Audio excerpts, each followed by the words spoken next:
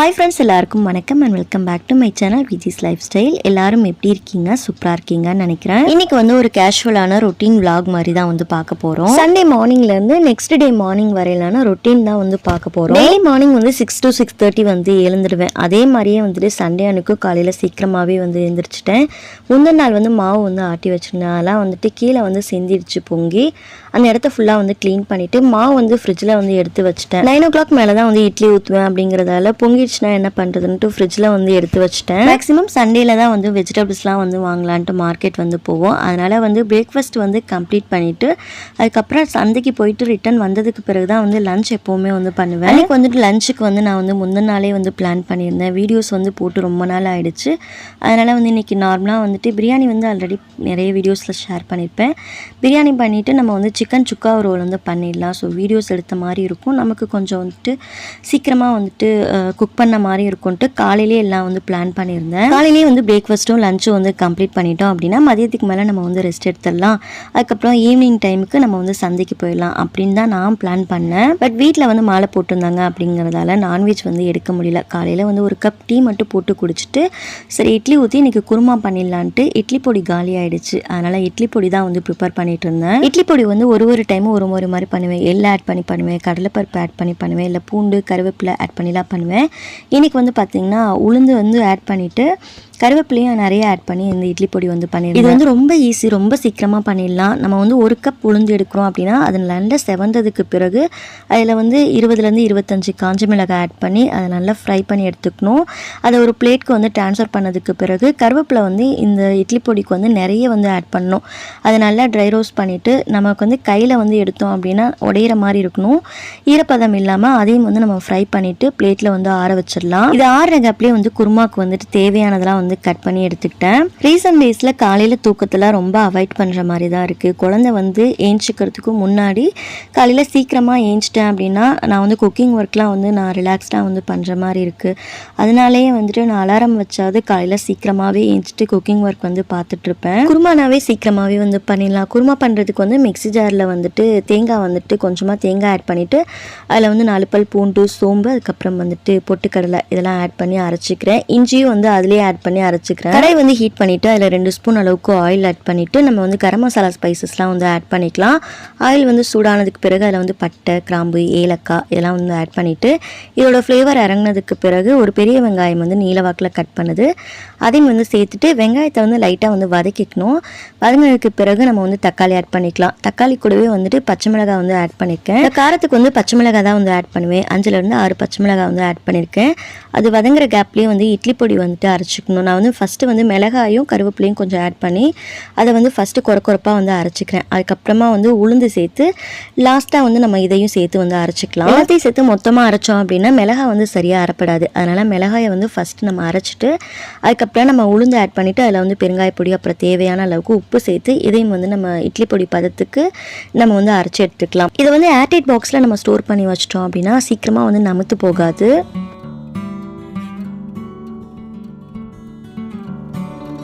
இங்கே தக்காளி நல்லா மசிஞ்சு வந்ததுக்கு பிறகு நம்ம அரைச்ச பேஸ்ட் இருக்கு இல்லையா, அந்த பேஸ்ட் ஆட் பண்ணிவிட்டு தேவையான அளவுக்கு தண்ணி, அதுக்கப்புறம் கொஞ்சமாக மஞ்சத்தூள் ஆட் பண்ணி நம்ம ரொம்ப கொதிக்க விடக்கூடாது. ஒரு 2 கொதி வந்ததுக்கு பிறகு நம்ம ஸ்டவ் ஆஃப் பண்ணிடணும். இந்த குருமா இட்லி, தோசை ரெண்டுக்குமே நல்லாயிருக்கும். பட் பூரிக்கு ட்ரை பண்ணுறீங்க அப்படின்னா இது கூடவே உருளைக்கிழங்கு ஆட் பண்ணிவிட்டு லாஸ்ட்டாக கொஞ்சம் கரம் மசாலா ஆட் பண்ணிங்க அப்படின்னா இன்னும் டேஸ்ட் ரொம்ப நல்லாயிருக்கும். டைம் 8 o'clock இருக்கும். ஏஞ்ச உடனே கீழே தண்ணிலாம் விளையாடிட்டு இருந்தாங்க. நான் ஏதோ சத்தம் கேட்குதுன்னு தான் உள்ளே பார்த்தேன். எழுந்த உடனே நார்மலாக இருந்தாங்க அப்படின்னா சாங்ஸ் ஏதாவது ப்ளே பண்ணாலும் டிவி பார்த்துட்டே அமைதியாக இருப்பாங்க. இல்லைன்னா ரொம்ப அழுதுகிட்டே இருந்தாங்க அப்படின்னா நான் சமாதானப்படுத்தணும்னு மாடிக்கு கூட்டிகிட்டு போய் சமாதானப்படுத்துவேன். இல்லைனா கொஞ்சம் நேரம் கீழே கூட்டிகிட்டு போயிட்டு அத்தை மாமா அவங்க கூடலாம் விளையாட்டு காட்டிகிட்டு இருப்பேன். டெய்லி மார்னிங் ஒரே மாதிரியே இருக்காது, மாறி மாறி தான் போகும். காலையில் பிரேக்ஃபாஸ்ட்டுக்கு குழந்தைக்கு சேம் இட்லியே ஊட்டி விட்டுட்டேன். குருமா பண்ணிட்டேன் அப்படின்னா வீட்டில் எல்லாரும் ஒரே மாதிரியே சாப்பிடுவாங்க. சட்னி பண்ணேன் அப்படின்னா தேங்காய் சட்னி ஒருத்தர் சாப்பிட மாட்டாங்க, தக்காளி சட்னி ஒருத்தர் சாப்பிட மாட்டாங்க. அதனால எப்போ வந்து 2 சட்னி வந்து ப்ரிப்பேர் பண்ணுற மாதிரி தான் இருக்கும். அதனாலேயே மார்னிங்க்கு வந்து குருமா பண்ணிட்டேன் அப்படின்னா சீக்கிரமாக வேலை முடிஞ்சிருன்ட்டு குருமா வந்து பண்ணிடுவேன். காலையில் வந்து பிரேக்ஃபாஸ்ட் வந்து கம்ப்ளீட் பண்ணதுக்கு பிறகு சந்தைக்கு வந்து கிளம்பியாச்சு. சந்தை வந்து ரொம்ப தூரம்லாம் இல்லை, நியர்பை தான் இருக்குது. பொன்மலை சந்தைக்கு தான் வந்து போவோம். வாரத்தில் ஒரு நாள் வந்து சந்தை போடுவாங்க. ஞாயிற்றுக்கிழமையான சந்தைக்கு வந்து கிளம்பிடுவோம். காலையில் இல்லைனா ஈவினிங்காக வந்து போவோம். ரிட்டன் வரும்போது பார்த்திங்கன்னா ஹஸ்பண்ட்க்கு வந்துட்டு லஞ்ச் பேக் வந்து ரொம்ப அழுக்காயிடுச்சு. அதனால் வந்து லஞ்ச் பேக் வந்து வாங்கிடலான்ட்டு ரிட்டன் வரும்போது வாங்கிட்டு வந்திருந்தோம். வீட்லேயே இருக்கிறதாலோ என்னவோ தெரியல, வெயில் வந்து தெரியவே மாட்டுது. பட் வெளியில் போயிட்டு வந்ததுக்கு பிறகு ரொம்ப தாகமாக இருந்தது. தண்ணி குடிச்சு கூட இந்த தாகமே தண்ணியில். சரி வந்து நன்னாரி சர்பத் வந்து போட்டுடலான்ட்டு நன்னாரி சர்பத் வந்து எல்லாருக்குமே வந்து போட்டு கொடுத்துருந்தேன். அண்ட் முந்தின நாள் வந்து மாங்காய் ஊறுகாய் வந்து போட்டிருந்தேன். அது வந்து நல்லெண்ணெயில் தான் வந்து பண்ணேன். அம்மா வந்து கொஞ்சமாக வந்து விளக்கெண்ணெய் வந்து லைட்டாக சூடு பண்ணிவிட்டு ஆட் பண்ண சொன்னாங்க. அதை வந்து ஆட் பண்ணிவிட்டு நல்லா மிக்ஸ் பண்ணிவிட்டு மறுபடியும் வந்துட்டு வேறு கட்டி வந்து வெயிலில் வந்து எடுத்து வச்சிட்டேன். இது எப்படியும் வந்து பார்த்திங்கன்னா ஒரு 3 நாளாவது வெயிலில் நல்லா ஊறணும். வெயில் வந்து நல்லா அதிகமாக இருந்துச்சு அப்படின்னா 2 நாளே வந்து போதும்னு சொன்னாங்க. ஊறுகாயை வெயிலில் எடுத்து வச்சுட்டு லஞ்ச் பண்ண ஸ்டார்ட் பண்ணிட்டேன். லஞ்சுக்கு வந்து ரொம்ப சிம்பிள் தான். தேங்காய் பால் சாதம் பண்ணிவிட்டு சைடிஷ்க்கு வந்து பார்த்திங்கன்னா காலிஃப்ளவர் 65 வந்து பண்ணியிருந்தேன். காலிஃப்ளவர் 65 வந்து மசாலாலாம் வந்து நிறைய ஆட் பண்ணியிருந்தேன். ஃபஸ்ட்டு வந்து நம்ம காலிஃப்ளவரை வந்து ஒரு 10 நிமிஷம் வந்து கல்லுப்பு மஞ்சள் போட்டு ஒரு 10 நிமிஷம் சுடுதண்ணியில் வந்து ஊற வச்சுக்கலாம். அந்த கேப்பில் வந்து பாத்திரம் கொஞ்சம் இருந்துச்சு, அதெல்லாம் வந்து வாஷ் பண்ணிட்டு இருந்தேன். டைம் வந்து 12:30 ஆனிச்சு அப்படிங்கிறதால 1 pot ரைஸ் மாதிரி வந்து பண்ணிடலாம் தான் வந்து பிளான் பண்ணியிருந்தேன். சரி காலிஃப்ளவர் வந்துட்டு ஃப்ரெஷ்ஷாக இருக்குங்கிறதால அதுலேயே வந்து காலிஃப்ளவர் 65 வந்து போட்டுடலான்ட்டு பிளான் பண்ணேன். காலிஃப்ளவர் நல்லா ஊறினதுக்கு பிறகு மிக்சிங் பவுலில் ஆட் பண்ணிவிட்டு இதில் வந்துட்டு பார்த்திங்கன்னா 1 ஸ்பூன் வந்து chilli powder, 1 spoon Kashmiri chilli powder, 3 spoon வந்து கார்ன்ஃப்ளவர் மாவு, 2 ஸ்பூன் வந்து மைதா மாவு வந்து ஆட் பண்ணேன். நீங்கள் மைதா மாவுக்கு பதிலாக நீங்கள் கார்ன்ஃப்ளவர் மாவை கூட நீங்கள் வந்து மிக்ஸ் பண்ணிக்கலாம், இல்லைனா அரிசி மாவு கூட கொஞ்சம் சேர்த்துக்கலாம். நான் வந்து 3 ஸ்பூன் வந்து கார்ன்ஃப்ளவர், 2 ஸ்பூன் வந்து மைதா மாவு ஆட் பண்ணியிருந்தேன். இது கூடவே வந்து 1.5 ஸ்பூன் அளவுக்கு இஞ்சி பூண்டு பேஸ்ட்டு சேர்த்துட்டு தேவையான அளவுக்கு உப்பு, அதுக்கப்புறம் வந்து அரை லெமனோட ஜூஸும் ஆட் பண்ணிக்கலாம். இதில் தண்ணி எதுவுமே ஆட் பண்ணக்கூடாது. தண்ணி ஆட் பண்ணாமல் நம்ம மிக்ஸ் கொடுத்துட்டே இருந்தோம் அப்படின்னா லாஸ்ட்டாக வந்து மசாலாலாம் அந்த காலிஃப்ளவர்லாம் நல்லா ஒட்டி வந்துடும். தண்ணி கொஞ்சமாக ஆட் பண்ணி மிக்ஸ் பண்ணோம் அப்படின்னா நம்ம எண்ணெயில் போட்டு பொரிச்சு எடுக்கும் போது உதிரி உதிரியாக வர மாதிரி இருக்கும். சேம் அதே மாதிரி ஊற வச்சுட்டு நம்ம ஆட் பண்ணோம் அப்படின்னா எண்ணெய் இழுக்கிற மாதிரி இருக்கும். அதனால் ஊறணும்னு அவசியம் இல்லை, டேரெக்டாக நம்ம ஆயிலில் போட்டு பொரிச்சு எடுத்துக்கலாம். ஆயில் நல்லா சூடானதுக்கு பிறகு போட்டு எடுத்தோம் அப்படின்னா நமக்கு வந்து எண்ணெய் வந்து இழுக்காது. சம்மர் ஸ்டார்ட் ஆனதுலேருந்து கிச்சனில் வந்து ரொம்ப நேரம் நிற்கவே முடியல. ஒரு 10 நிமிஷம் நின்று வேலை செஞ்சாலும் ரொம்ப ஸ்வெட் ஆக ஆரம்பிச்சிருது. வீக் டேஸில் காலையிலேயே வந்துட்டு லஞ்ச் ஒர்க்கு பிரேக்ஃபாஸ்ட் எல்லாமே கம்ப்ளீட் பண்ணிடுவேன். அதனால் எனக்கு பெருசாக தெரியல. ஆனால் வீக்கெண்டில் வந்து தனியாக வந்து லஞ்சுக்கு சமைக்கும் போது எப்படா வந்து இந்த வேலையெல்லாம் முடிச்சுட்டு நம்ம ஃபேனில் போய் நிற்போம் அப்படிங்கிற மாதிரி தான் தோணுது.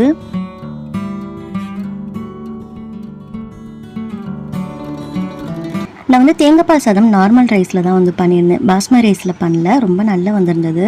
ஆல்ரெடி வந்து போஸ்ட் பண்ணியிருக்கேன், தேவைப்படுறவங்க சேனலில் வந்து செக் பண்ணி பாருங்கள். And Sunday evening and night வந்து பார்த்திங்கன்னா ரொம்ப ரிலாக்ஸ்டாக தான் வந்து போனது. நைட்டு வந்து குழந்தைக்கு வந்து சாப்பாடு ஊட்டி விட்டுட்டு கொஞ்சம் நேரம் வந்து பார்த்திங்கன்னா வெளியிலேயே வந்துட்டு அவங்கள வந்து நடக்க விட்டுட்டு இருந்தேன். அப்போ தான் வந்து நைட்டு வந்து கொஞ்சம் அவங்க வந்து ரிலாக்ஸ்டாக வந்து தூங்குவாங்க. அதுக்கப்புறம் கொஞ்சம் நேரம் அத்தை மாமா வீட்டில் வந்து தம்பி வந்து விளையாடிட்டு இருந்தாங்க. அங்கேயே வந்து பார்த்திங்கன்னா தண்ணி வச்சுட்டு தான் விளையாடிட்டு இருந்தாங்க. நெக்ஸ்ட் டே வந்து பார்த்திங்கன்னா சீக்கிரமாகவே வழக்கம் போட ஏஞ்சாச்சு. காலையில் ஏஞ்ச உடனே ஸ்டவ்வெல்லாம் வந்து தொடச்சி விட்டுட்டு சிங்கில் வந்து கொஞ்சம் பாத்திரம் இருந்தது. முந்தின நாள் வந்து கொஞ்சமாக தான் பாத்திரம் விளக்க முடிஞ்சுது. அதுக்கப்புறம் வந்து வாஷ் பண்ண முடியல. தம்பி வந்து ரொம்ப அழுதுகிட்டே இருந்தாங்கங்கிறதால அவங்கள வந்து தூங்க வைக்கணுன்ட்டு நான் வந்து இந்த வேலையெல்லாம் வந்து ஸ்கிப் பண்ணிட்டேன். பவிக்கு வந்து லஞ்ச் பேக் பண்ணி கொடுக்கணும் அப்படின்னா காலையில் 7:30 8 o'clock ஏஞ்சா கூட நான் வந்து காலையில் சமைச்சு கொடுத்துருவேன் லஞ்சுக்கு. பட் வந்துட்டு ஹஸ்பண்ட்க்கு வந்து அப்படி கிடையாது. பவிக்கு வந்து லஞ்ச் வந்து பேக் பண்ணி கொடுக்கணும் அப்படிங்கிறதால இன்றைக்கி ரொம்ப சிம்பிளான ரைஸ் தான் வந்து ப்ரிப்பேர் பண்ண போகிறேன். இதுக்கு சைடிஷ்னு எதுவுமே வந்து தேவைப்படாது, நம்ம ப்ளைனாகவே வந்து சாப்பிட்லாம். மாங்காய் பச்சடி தான் வந்து பண்ண போகிறேன். இதுக்கு வந்து பார்த்திங்கன்னா நான் ஒரு மாங்காய் எடுத்திருக்கேன், அதோட தோல்லாம் வந்து நீக்கிடுறேன். இதை வந்து சீவிட்டு நம்ம வந்து சின்ன சின்ன பீஸாக வந்து கட் பண்ணிக்கலாம். நீங்கள் தோலை வந்து சீவாமல் டேரெக்டாகவே கூட நீங்கள் வந்து சின்ன சின்ன பீஸாக வந்து கட் பண்ணி எடுத்துக்கலாம். இதில் வந்து உப்பு, காரம், புளிப்பு, இனிப்பு வந்து எல்லா ஃப்ளேவரும் இருக்கும் அப்படிங்கிறதால எங்களுக்கு ரொம்ப பிடிக்கும். மாங்காய் சீசன் வந்தால் மட்டும் நான் அடிக்கடி வந்து பண்ணுவேன். இது வந்து பார்த்திங்கன்னா எக்ஸஸாக நம்ம பண்ணி வச்சிட்டோம் அப்படின்னாலும் ஒரு 4 daysக்கு வந்து ஃப்ரிட்ஜில் ஸ்டோர் பண்ணி யூஸ் பண்ணிக்கலாம், கெட்டு போகாது. இந்த மாங்காய் பச்சடி வந்து ரொம்ப ஈஸியாக பண்ணிடலாம். கடாய் சூடு பண்ணிவிட்டு அதில் 2 ஸ்பூன் அளவுக்கு ஆயில் ஆட் பண்ணிவிட்டு ஆயில் சூடானதுக்கு பிறகு அதில் கொஞ்சமாக கடுகு, கொஞ்சம் உளுத்தம்பருப்பு சேர்த்துட்டு கொஞ்சமாக வந்து ஜீரகம் ஆட் பண்ணிவிட்டு இது நல்லா பொரிஞ்சதுக்கு பிறகு ஒரு கொத்து அளவுக்கு கருவேப்பிலை, ஒரே ஒரு வரமிளகாய் சேர்த்துட்டு நம்ம கட் பண்ணி வச்சிருக்க மாங்காய் ஆட் பண்ணிக்கலாம். கூடவே கொஞ்சமாக வந்து பெருங்காய பொடி, தேவையான அளவுக்கு உப்பு சேர்த்து நல்லா மிக்ஸ் பண்ணிவிட்டு இதில் வந்து பார்த்திங்கன்னா மஞ்சத்தூள் வந்து கொஞ்சமாக வந்து மஞ்சள் தூள், காரத்துக்கு வந்து 1/2 ஸ்பூன் அளவுக்கு மிளகாய் தூள் வந்து ஆட் பண்ணிக்கலாம். காரம் வந்து அதிகமாகவே வந்து தேவைப்படாது, ஏன்னா இதில் வந்து நம்ம வெல்லம் வந்து ஆட் பண்ணுறதால காரம் கம்மியாக ஆட் பண்ணாலே போதும்.